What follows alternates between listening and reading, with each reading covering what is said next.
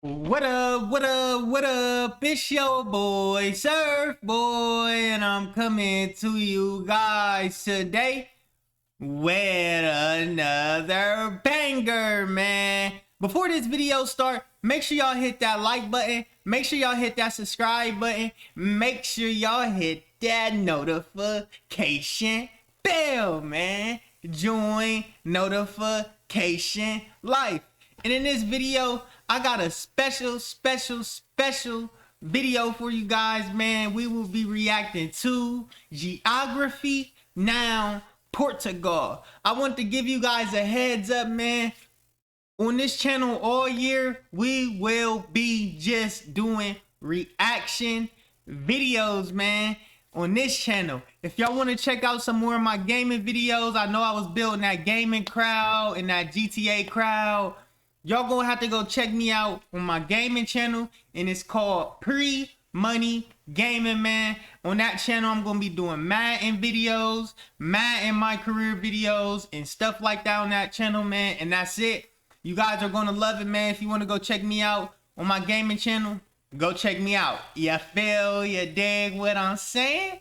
But in this video, man, I got a special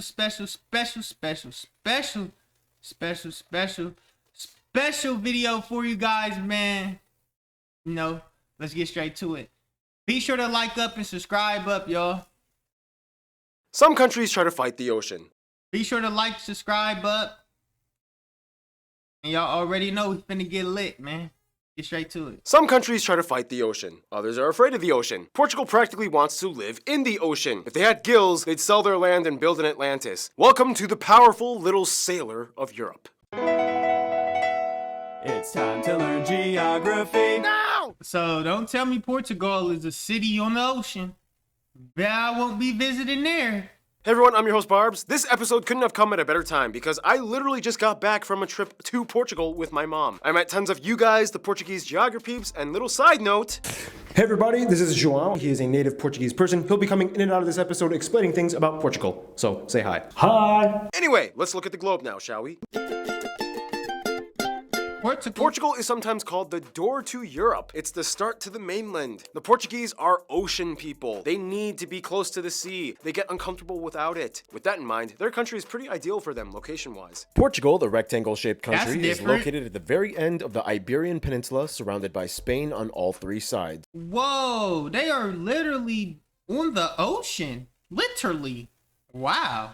As well as two island regions in the Atlantic. They have the westernmost point of continental Europe, Cabo de Roca, and the westernmost point of Europe's domain, the island of Santa Cruz das Flores. Important note, Portugal has one of the oldest borders in Europe and one of the oldest in the world, very much thanks to this treaty signed between these two kings back in 1297. The Spanish and Portuguese have always usually had amicable relations in regards to their states. The only kind of dispute they have is over the town of Olivença. This is not an official dispute, but most Portuguese believe that it kind of probably should be theirs because of history or something. Look it up. For what it's worth though, there's even a spot where you can zipline across this river from Portugal into Spain and travel forward 1 hour in time because for some reason Portugal decided to follow the UTC +1 zone instead of +2 like Spain, meaning that even though Galicia is on the same longitude, they are 1 hour ahead. Anyway, the country is divided into 18 districts and 2 autonomous regions.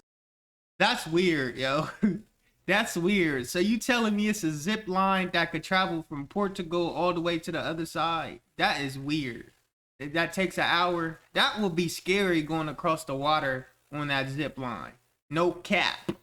The Azores and Madeira Islands. These two island regions give a huge boost to Portugal's exclusive economic zone by over 1.7 million square kilometers, making it the third largest EEZ in the EU and the 20th in the world. The capital is Lisbon, and of course it holds the largest airport, Lisbon International, as well as the largest shipping port, the Port of Lisbon. The second largest city is actually Sintra, followed by Vila Nova de Gaia. However, Porto actually holds the second busiest airport, and Faro in the south rounds out for third place for airports as well. Remember, even though these little uninhabited guys known as the Savage Islands are closer to the Canary Islands of Spain, they actually belong to Portugal and make up the southernmost part of Portugal's domain. One of which right here, Pontina, is actually a self-proclaimed micronation purchased by some art teacher dude who bought it and then later claimed independence from Portugal in 2007. Keep in mind, these overseas regions, in addition to the Canary Islands and Cape Verde, are part of a larger oceanic region known as Macaronesia, not to be confused with Micronesia, which is halfway across the world. Yeah, that micronation island thing. That's a weird one. Look it up. They kind of have all they need in that small That's space weird. as long as they have the largest portion of the Atlantic coast on the Iberian Peninsula. This is kind of what allowed them to become the front runners in the age of discovery and European expedition years. Most of the first and famous explorers you've probably already heard of, Magellan and Vasco da Gama, they come from Portugal. Ahem. Yeah, you guys took the Arctic and Vinland like hundreds of years earlier. For what it's worth though, It's important to note that historically, not only were the Portuguese the first to kick off the age of exploration with the first discovery at the Azores and Madeira Islands, but they also had a vast empire at one point expanding across 5 continents as far as East Timor to Brazil and everything in between. The problem was, with the exception of Brazil, Angola, and Mozambique, the Portuguese really only kind of maintained numerous ports and coastal colonies that didn't encroach far inland with the connecting land masses. Their love of the ocean kind of ended up diminishing much of their land claims, and the majority of the ports were either fought over and lost or sold to other colonial powers of the 18th and 19th centuries. Nonetheless, Right. outside of the sovereign Portuguese-speaking countries today, you will see small remnants of Portuguese influence in places like China's special autonomous region of Macau, with its Portuguese-named streets, and the churches and culture of areas like Goa, as well as Daman and Diu in India. anyway, this segment is getting kind of long. Here are some places of interest that you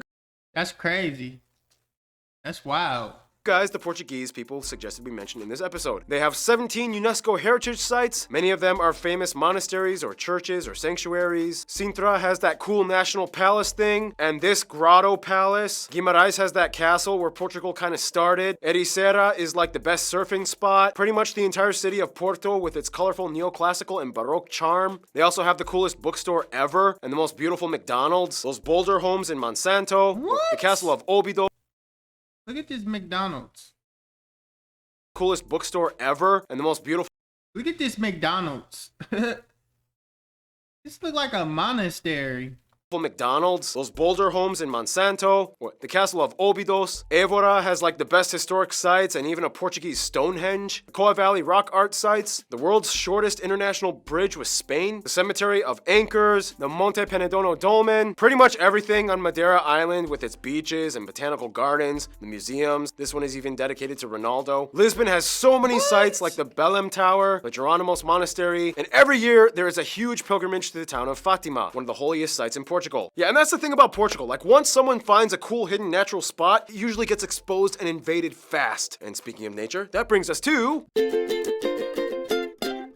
Now, as mentioned, Portugal is an ocean-loving country that loves the sea and water. Nonetheless, the actual people do need to kind of live on land and like grow food on it and stuff. So yeah, this is how you break it down. Portugal's land makeup, of course, is made up of the 2 main parts that fall under Portuguese sovereignty, the continental Portuguese landmass on the Iberian Peninsula, and the 2 island regions of the Azores and the Madeira Islands. The continental part of Portugal is located on the Eurasian plate, close to the convergence of the African plate. Geologists speculate that there could be a newly emerging rift which could explain some of the seismic activity, such as the Great Lisbon earthquake of 1755 that nearly destroyed the entire city on All Saints' Day. Look it up. Anyway, the northern parts are generally more mountainous and hilly, with 2 main mountain chains, the northern Meseta Mountains and the Serra da Estrela, which has Torre, the tallest point on the mainland. However, if we're talking about the tallest point in the entire country, that actually belongs to Mount Pico on Azores Island. Back to the mainland, though. Wow. The country is shaped by 3 main rivers: the Douro in the north, the longest river of the country, the Tagus or Taj, and the Guadiana in the south, which feeds into the largest lake of the country, Lake Alqueva, which is actually a reservoir created by the Alqueva Dam. The south of the country, known as the southern Meseta, is generally flatter and lush, with the Sado Basin fed by the Sado River. Skipping over to the island regions, the Azores and Madeira Islands are volcanic archipelagos, generally lush and green, and mild to looks warm beautiful. year-round. Madeira actually has a UNESCO nature zone, the Laurisilva or Laurel Forests of the north side. For the Azores, they are kind of precariously positioned right at the triple junction of 3 tectonic plates, and the westernmost islands, Corvo and Flores, are actually located in the North American plate. They are beautiful green islands that actually kind of resemble the Irish countryside with farm plots dotted everywhere. This island chain is also the only part of Europe, if you don't consider the Caucasus part of Europe, where tea can be cultivated naturally in its environment. Phew, that was pretty compact in detail. And we didn't even get to talk about all the cool stuff like the cave beach of Benagil, or this tidal pool, or that place where the largest wave ever was surfed by that dude. Whoa, that was Portugal? Wow. Yes, it was. Look it up. In the meantime, you know the deal. I take my triple shot of espresso break, which means Noah comes in to fill in for the rest of this segment. Somebody say Keith? No. I That believe was he sweet. said Noah. For one, they are masters of making anything out of trees, as over a third of the country is forested mostly with oaks, pines, and eucalyptus. Such Portuguese companies like the Navigator Company are world-renowned for paper products. And Amorium is the world's largest cork producer, in Portugal being #1 in cork production in general. You will see tons of stuff around Portugal made of cork. Cork purses, cork shoes, cork notebooks, cork everything. And they love their wine, with port, rosé, green, and Madeira wines being some of the most popular types. Portugal is home to many animal species as well. In the continental side, you will find mammals like wild pigs, wild goats, hares, foxes. The unofficial national animal, though, or at least a common national symbol, would technically be the legendary mythical Barcelos rooster. They're Europe's top seafood consumer per capita and usually in the top 4 worldwide. And of course, brings us to the final segment, food! Some top notable dishes you guys, the Portuguese geography, suggest we mentioned include things like the most iconic national soup, caldo verde. These 2 sandwiches are probably the most popular ones. Pastéis de nata. And finally with seafood, they have everything What from is cuttlefish, crabs, shrimp, spiny lobster, barnacles, mackerel, lamprey, sea bass, clams, oysters, periwinkles, scallops, sardines. Dude, the Portuguese make the best octopus I ever had in my life. Fun fact, the Portuguese Yeah. actually introduced samosas to India, tempura to Japan, I did not know people ate octopus. Oh my goodness. and England probably wouldn't have tea if the Portuguese hadn't traded with China. And of course, the most popular dish of Portugal, often seen as the national dish, bacalhau, which is salted cod, deliberately preserved and soaked before cooking. Interestingly enough, cod isn't even commonly caught off their coast, so they have to resort to importing it usually from the North Sea. Their national dish isn't even really found naturally in their own country. But what does occur naturally in Portugal are the Portuguese people. Let's meet them, shall we? Thank you, Noah. Keith again. Art, take care of this. Where am I going? Oh! You're welcome. Now, I asked João to describe the Portuguese, and here are some things he said. Desenrascanço. It's like a resourcefulness of ways. So if you give us like a corkscrew and a frisbee, we'll give you a scooter. Crazy. Another one is estar com os azeites, when someone is really grumpy or in a real bad mood. To sum it up, that's the ideal Portuguese way. In any case, The country has about 10.5 million people, and they are one of the top aging populations That's in the crazy. They don't have more people than Indonesia. That is crazy. Indonesia got 225 million people. Portugal only got 10.5 million people, and it looks like it's way bigger.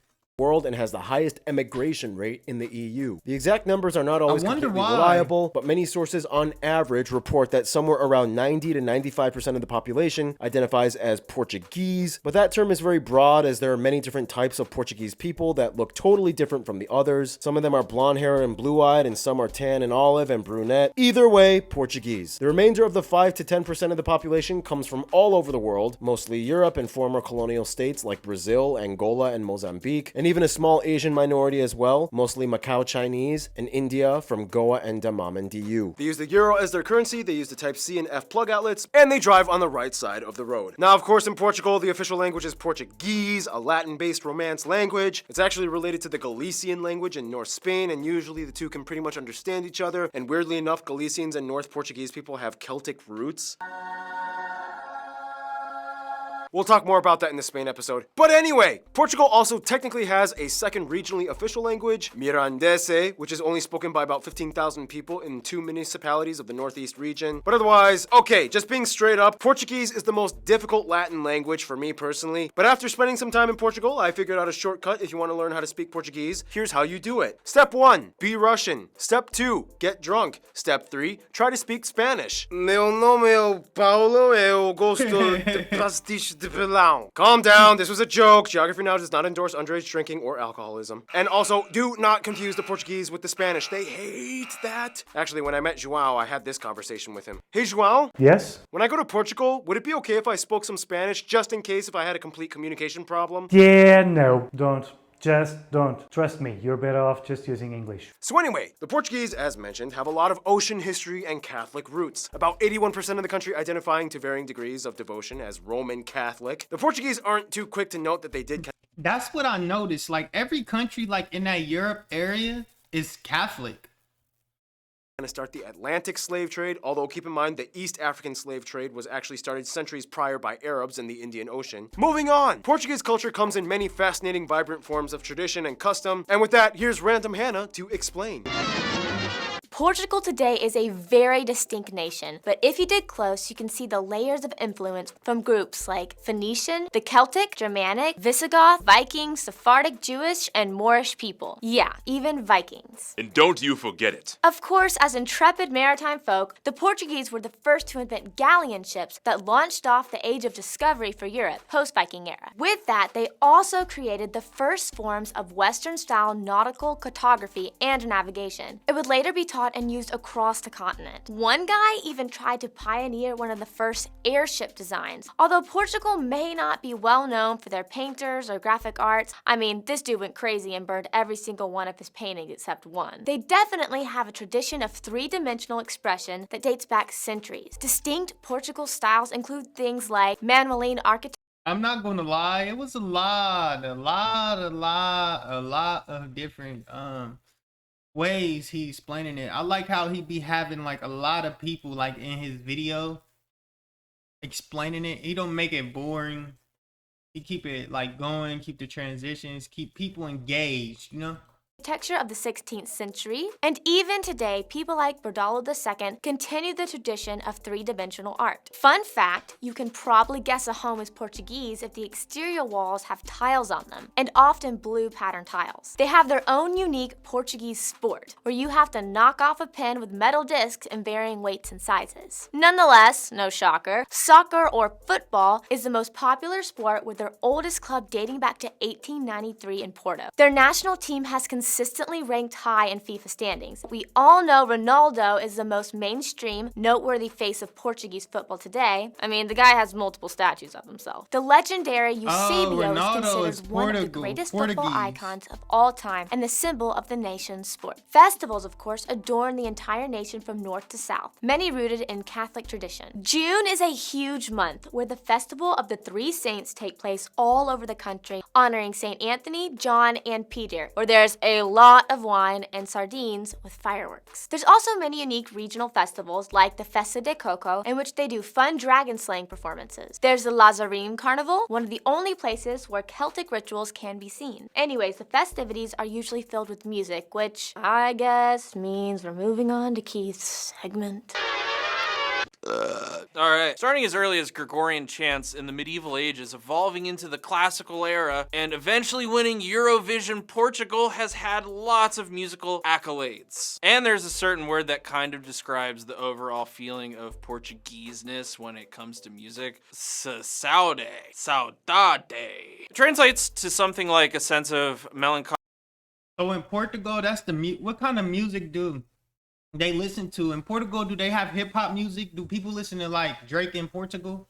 And longing as if something were missing. This type of mindset is one of the key elements that inspired the most famous of all Portuguese musical genres, fado. It's even listed as a UNESCO heritage trait. The most recognizable name with fado being Amália Rodrigues. Listen to it and see what you think. The Portuguese have their own version of guitars, drums, accordions, even bagpipes. The ukulele from Hawaii was actually introduced from the Portuguese migrants, mostly from the Azores and Madeira Islands, where my ancestors are actually from, fun fact. Today, the Portuguese music scene has everything from mainstream hip-hop, rock, pop, metal, Moonspell being one of the more popular metal bands from Portugal. One time I saw Moonspell at I think it was Ozfest. I don't remember. Moonspell is awesome. And thank you, Keith. All right, and with that, we gotta move on to the incredibly condensed history section. Proto-Iberian cultures, Indo-European migrations, Atlantic Bronze Age, Lisbon founded, Phoenicians, Proto-Celts, Rome comes in, Christianity, persecution of Christians, Visigoths, Vandals, Moors, Muslim years, Vikings come in briefly from the north parts, fighting,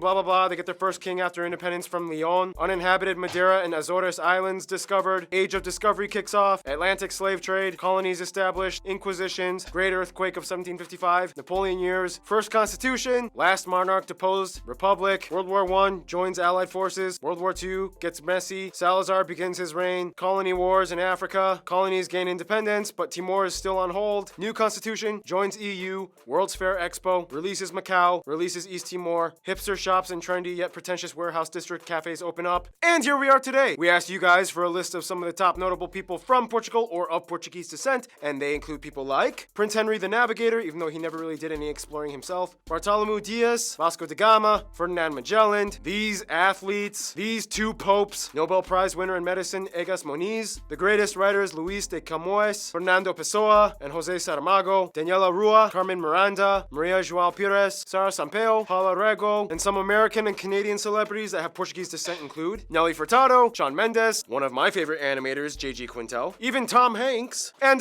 this guy, I guess, you got Portuguese, right? Yeah, totally, man. Great-grandfather was actually born. He was born in the Madeira Islands. Keith Everett. Well, as you can see by now, with their bold, exploring roots, Portugal has definitely left its mark on the world. And with that, we move on to see how the mark has impacted their relationships to others around the world. Yeah, Portugal is kind of like the smallest nation that left the biggest legacy. Over 30 times more people than the population of Portugal across the world speak Portuguese than in Portugal. For one, they have the longest official alliance between two countries on Earth with the UK. Forged in 1373, they have been working alongside the British for a long time and have developed numerous bilateral policies and trade deals. Long story short, the Portuguese introduced tea to the British, and the British helped them get cod. For France, Portugal is kind of like the lean Latin boy next door who keeps trying to flirt with France, even though she's kind of dating Germany. There are more Portuguese people living abroad in France than any other nation at about 2 million. The Portuguese love the French. They enjoy the laissez-faire culture and charm and have integrated very well into French society. The Portuguese were the first Europeans to have encountered the Japanese, and much of the historical interaction reverberates to this day culturally. I mean, they founded the port city of Nagasaki, and even the word arigato is derived from the Portuguese word obrigado. Even when Japan was isolated, they traded for centuries, only with the Portuguese. Even though things got messy in the 60s and 70s, they still have close ties to their former colonies, especially Brazil, Angola, and to some extent Mozambique. Many of these people have recently moved in on separate migration waves, and today you can see many of them in major cities like Lisbon and Porto. Billions of dollars are traded with Angola annually, and Portugal even canceled Mozambique's remaining debts from independence to 2005 at nearly $400 million. Brazil is their biggest legacy. It's like the sun they fed steroids and became a massive giant bodybuilder. Today, the Brazilian dialect of Portuguese is more widely taught and distributed in media than actual Portuguese, and even after independence, the two have shared a privileged family bond that will always have high favor towards the other. For what it's worth though, when it comes to their best friend, most Portuguese might begrudgingly hate to admit it, but they kind of, at the end of the day, will always walk side by side with their oldest friend, Spain. Portugal was actually the first nation that fully emerged out of the Iberian Peninsula back when Spain was a bunch of disjointed kingdoms. Since then, they've been rivals and adversaries. During colonial years, they competed to see who could take over the Americas better. They've had centuries of conflict and treaties, alliances, unions, arguments, but in the end, they just have that Iberian culture and Latin root that ties them in so closely as brothers. In conclusion, we say that we like to keep things moderate and simple, but our history is anything but moderate and simple. Our love of water kind of spilled over into a global empire phenomenon that even us probably didn't see coming. Today, the Portuguese legacy lives on. stay tuned. Gunther is coming up next. It's your boy Surf, man.